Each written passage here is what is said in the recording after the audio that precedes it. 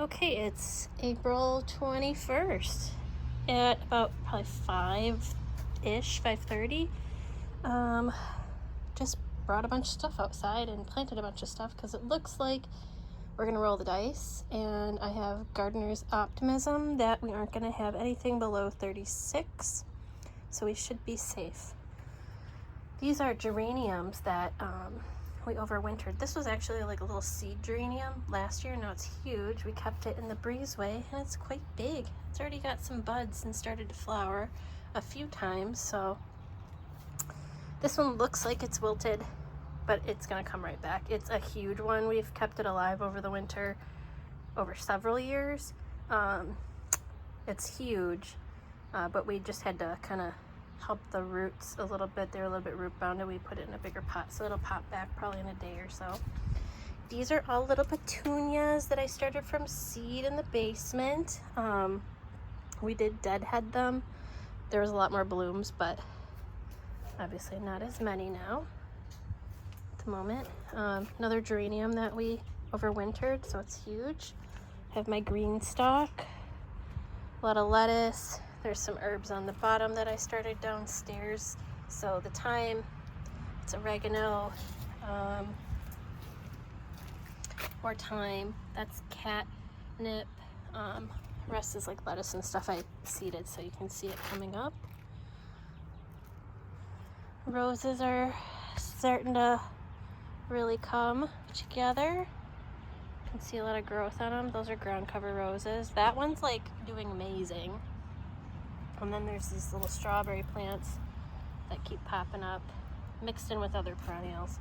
So these are white Kilimanjaro marigolds. I started those downstairs and just put them in this pot. This is an apple tree that the deer ate the top off of. I found an apple seed last year, tried to start it, and it was doing good till the deer ate the top off. Yeah, poor thing.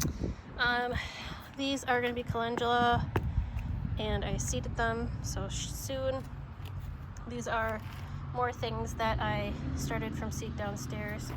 So these are all different varieties of white marigolds. I'd have to read the tags to tell you what's everything on there. But there's forget-me-nots here in all different colors. There's some underneath here that you can't see because the marigolds are covering them. But this is also called Mexican mint marigold. From what I read, it's very similar to tarragon, but it gets little orangish, yellowish flowers, so I'm curious about that. More white marigolds that I seeded and I just planted out. The big green stalk, I put some beans on the bottom. I'm kind of rolling the dice on that. I don't even know if they'll germinate. They might.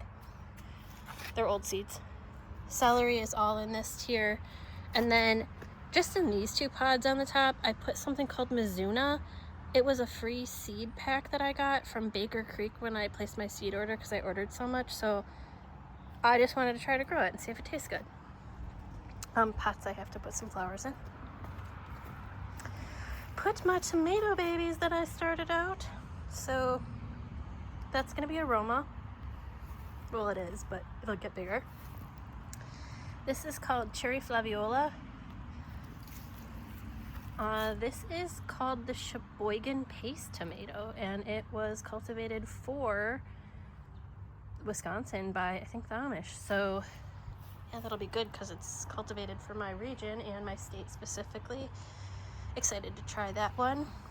This is more catnip, and it's been there since last summer. It came back. Catnip is a really great perennial for our zone, in case you're wondering, you live close to me. I just put some more of those white marigolds in here because it's kind of a dead spot and it's under the bird feeder. So if there are any seed droppings that actually sprout, even though this is coated in chili, hopefully that'll mix in nice. And roses again. And then more tomatoes. So this one is the gold medal tomato. It's like a beefsteak tomato, but yellow, and it's delicious. It smells almost like a peach. And then this is called Alice's Dream. It is kind of shaped like a heart. It's yellow, but in a heart-ish shape and red on the inside. And then this is the German lunchbox, I know that for a fact. And then this is the German pink, and this one is supposed to weigh like over a pound each fruit. So these are like the huge, massive heirloom tomatoes. These are more like small Romas. And then I put some of that Mexican mint tarragon in. Well, Mexican mint marigold, but it's like tarragon. I'll put some other herbs in. I do have some English thyme coming back. It's just hard to see. It overwintered. That's some thyme I grew downstairs and put out here. And then some oregano is coming back. And then go to the front. Flowering pear tree is flowering. All little daffodils are coming up. It's looking pretty nice. I planted perennials in these this year just because I'm tired of doing work every year. So that's Candy Tuft, that's Creeping Phlox, and shoot, I'll remember what that's called when I go over here and see a tag, but it's the pinker variety of that. My columnar apple trees are starting to sprout. So in the front one I did kind of the same but some different colors.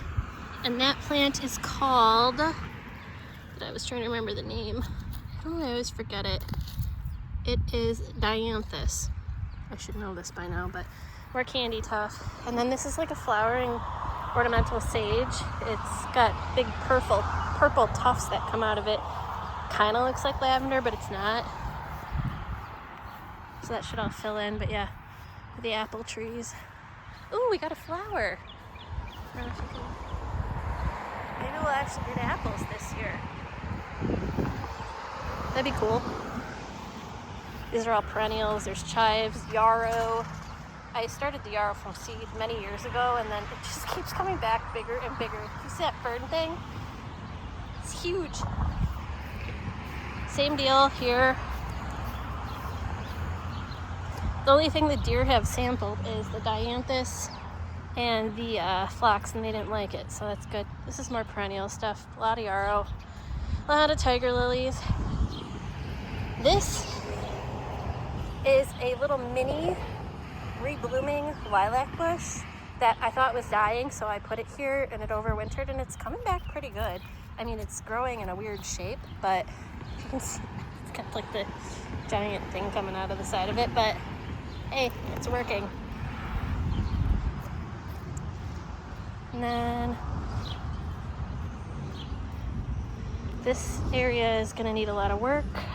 I have my greenhouse in here for now till I can plant this out. This is all gonna be, I'm trying not to do tomatoes in here this year because I put them in pots. It's gonna be more like zucchini, cucumbers, melons, peppers, all the things that I've been having problems with the deer. The deer don't seem to touch my tomatoes, so putting those out and protecting the rest. So there's coleus, there's some micro tomato plants that I'm just like, I really should put them in something, but whatever. And then those are tomato plants that I am saving for my aunties that are coming this weekend. There's a little squirrel. I don't know if you can see him making all that noise. Yeah, he doesn't care about me. Oh, bye, buddy. Bye-bye. A lot of hostas and stuff all over. And then I'm hoping that my hibiscus crowns regrow this year. I know that they're usually a later bloom, so, but then all my lilacs are coming back that I planted. Some of them are minis, so that one's coming back slower, but it's more shaded. That one's doing great. It's the same variety. That's a white lilac bush, and then that's a white lilac bush too. That one's just about 3 years younger than that one. But there are buds on the white one. It's starting to flower. Yay. And then there's a lot more work to do, but last of the tomatoes so far. That's called a blackout Roma, so it's like a Roma, but it's like purplish colored, almost black. San Marzano. That's a regular Roma, and then there's another San Marzano. That's all I have so far, but coming along. Happy gardening, everybody.